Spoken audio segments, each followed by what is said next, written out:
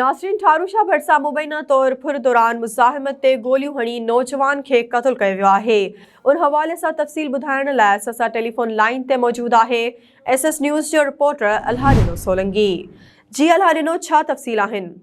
जी बिल्कुल, ठारूशा भरसा खाई कासिम भरसा रोड़ी केनाल पुल वटि मुबीना तौर फुर दौरान मज़ामत ते अणॼातल हथियारबंदनि हथां गोली लॻण सबबि 30 वरनि जो नौजवान मारिजी वियो। नौजवान जी सुञाणप ॻोठ हाफ़िज़ यकूब तुनियो वासी नौजवान ज़ाहिद तुनियो तौर थी, जॾहिं त बिरासिटी पुलिस नौजवान जो लाश कार्रवाई लाइ इस्पताल मुंतक़िल करे ज़रूरी कार्रवाई बैदि लाश वारसनि हवाले करे छॾियो।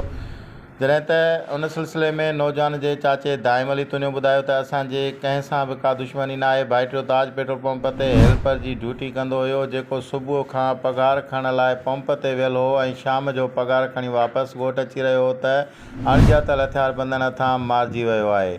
असां सां इंसाफ़ कयो वञे। ओॾां बिरासिटी वाक़े वारे हंध तां नौजवान जो लाश बिरासिटी इस्पताल मुंतक़िल कयो, जिते पोस्टमार्टम ऐं ज़रूरी कार्रवाई बैदि वारसनि हवाले कयो वियो। उन सिलसिले में बिरा पुलिस ॿुधायो त नौजवान ज़ाहिद तुनियो जे खीसे मां 12,000 रोक रक़म मिली आहे, जॾहिं त नौजवान जी मोटरसाइकिल ऐं मोबाइल फ़ोन हथियारबंद खणी फ़रार थी विया आहिनि। वाक़ियो फुर जी मज़ामत दौरान पेश आयो आहे। मामले जी वधीक जांच कयूं पिया। जल्द क़त्ल में मुलूज़ जवाबदारनि खे कानून जे गिरफ़्त में आंदो वेंदो। जी।